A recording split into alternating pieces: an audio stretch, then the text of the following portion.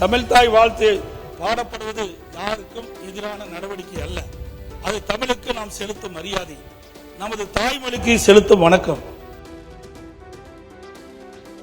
மாண்புமிகு முன்னாள் முதலமைச்சர் திரு எடப்பாடி கே பழனிசாமி அவர்கள். மாண்புமிகு பேரவைத் தலைவர்களே, தமிழ்தாய் வாழ்வு குறித்து அரசின் தனி தீர்மானத்தை மாண்பு முதலமைச்சர் அவர்கள் இங்கே முன்மொழிந்திருக்கின்றார்கள். அது குறித்து அனைத்து இந்திய அண்ணா திராவிட முன்னேற்ற கழகத்தின் சார்பாக எனது கருத்தை தெரிவிக்கின்றேன். தமிழ் மொழியின் பெருமையும் தமிழர்களின் பண்பாட்டு அடையாளத்தையும் நிலைநிறுத்தும் வகையில் தமிழ்நாட்டில் உள்ள கல்வி நிறுவனங்கள், பல்கலைக்கழகங்கள், அரசு அலுவலகங்கள், பொதுத்துறை நிறுவனங்கள் உள்ளிட்ட பொது அமைப்புகளின் நிகழ்ச்சிகள் தொடங்குவதற்கு முன்பு தமிழ்தாய் வாழ்த்து கட்டாயமாக முதலில் பாடப்படும் என்பது உலகெங்கும் வாழும் தமிழர்கள் அனைவரையும் உணர்வாகும்.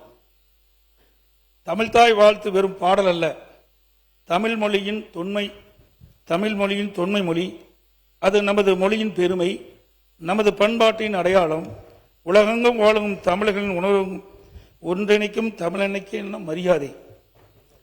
தமிழ் மொழியின் வளர்ச்சிக்கும் தமிழர்களின் பண்பாட்டு அடையாளத்தை பாதுகாப்பதற்கும் எங்கள் இயக்கம் தொடர்ந்து வரலாற்று சிறப்புமிக்க பங்களிப்பை செய்துள்ளது. 1968ஆம் ஆண்டு சென்னையில் 2வது உலக தமிழ் மாநாட்டை அண்ணா அவர்கள் நடத்தினார்கள். 1981ஆம் ஆண்டு மதுரையில் 5வது உலக தமிழ் மாநாட்டை பொன்மனச்செம்மல் புரட்சித் தலைவர் எம்ஜிஆர் அவர்கள் நடத்தினார்கள். 1995ஆம் ஆண்டு தஞ்சாவூரில் 8வது உலக தமிழ் மாநாட்டை இதே புரட்சித் தலைவர் அம்மா அவர்கள் நடத்தினார்கள். தமிழின் பெருமையை உலக அரங்கிற்கு எடுத்துச் சென்றார்கள். இம்மாநாடுகள் தமிழ் மொழி குறித்து உலகளாவிய ஆய்வுகள் வளர்வதற்கு பெரும் பங்களிப்பை செய்தன. மாண்புமிகு புரட்சித் தலைவர் எம்ஜிஆர் அவர்கள் தஞ்சாவூரில் தமிழ் பல்கலைக்கழகத்தை உருவாக்கி தமிழ் மொழி, இலக்கியம், வரலாற்று கல்வெட்டில் தொல்லியல் மற்றும் பண்பாடு குறித்து ஆய்வுகளுக்கு நிரந்தரமான அறிவுத்தளத்தை ஏற்படுத்தினார். அந்த பாரம்பரியத்தின் தொடர்ச்சியாக அம்மாவின் அரசு 1956இல் நடைபெற்ற மாநிலத்தின் மொழிவழி மறு சீரமைப்பு குறிக்கும் வகையில் 2019ஆம் ஆண்டு நவம்பர் 1 தமிழ்நாடு நாள் என்று அரசு விழா கொண்டாடப்படும் என்று அறிவித்ததை இத்தருணத்தில் நினைவு கூற கடமைப்பட்டிருக்கின்றேன். கீழடி உள்ளிட்ட பல்வேறு இடங்களில் தொல்லியல் அகழ்வாய்வுகள் தொடர்ந்து நடைபெற்று அதற்கு நிதியும் ஆதாரம் வழங்கப்பட்டு தமிழரின் தொன்மையான நாகரிகம் குறித்து சான்றுகள் உலகிய செய்யப்பட்டன. எனவே உலக தமிழ் மாநாடுகள் முதல் தமிழ் பல்கலை வரை, தமிழ்நாடு நாள் முதல் தொல்லியல் ஆய்வுகள் வரை தமிழ் மொழியின் வளர்ச்சிக்கும் தமிழர் வரலாற்றின் பெருமைக்கும் தொடர்ந்து பங்களித்த இயக்கம் அனைத்து இந்திய அண்ணா திராவிட முன்னேற்ற கழக இயக்கம் என்பதை பெருமையோடு இந்த அவையில் பதிவு செய்கின்றேன். தமிழ்தாய் வாழ்த்து பாடப்படுவது யாருக்கும் எதிரான நடவடிக்கை அல்ல.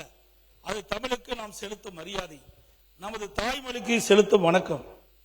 தமிழர்களின் பண்பாட்டு அடையாளத்தின் வெளிப்பாடு. தேசப்பற்றும் மொழிப்பற்றும் ஒன்றுக்கொன்று எதிரானது அல்ல. நாம் இந்தியர்கள் என்பதில் பெருமை கொள்கின்றோம். நாம் தமிழர் என்பதில் அதே அளவு பெருமை கொள்கின்றோம். அரசியலில் நமக்குள் 1000 கருத்து வேறுபாடுகள் இருக்கலாம். ஆனால் தமிழ் என்று வரும்போது நாம் அனைவரும் தமிழர்கள். தமிழின் உரிமை என்று வரும்போது இந்த பேரவை ஒரே குரலில் ஒலிக்க வேண்டும். அந்த அடிப்படையில் தமிழ்நாட்டில் அமைந்திருக்கும் அனைத்து கல்வி நிறுவனங்கள், பல்கலைக்கழகங்கள், அரசு அலுவலகங்கள், பொதுத்துறை நிறுவனங்கள் உள்ளிட்ட பொது அமைப்பின் நிகழ்ச்சிகளிலும் நிகழ்வு தொடங்குவதற்கு முன் தமிழ்தாய் வாழ்த்து கட்டாயம் முதலில் பாடப்பட வேண்டும் என்ற இந்த அரசின் தனி தீர்மானத்தை அனைத்து இந்திய அண்ணா திராவிட முன்னேற்ற கழகத்தின் சார்பாக முழு மனதோடு ஆதரிக்கின்றேன். தமிழ் வாழ்க, தமிழர் வாழ்க, தமிழ்நாடு வளர்க. நன்றி, வணக்கம்.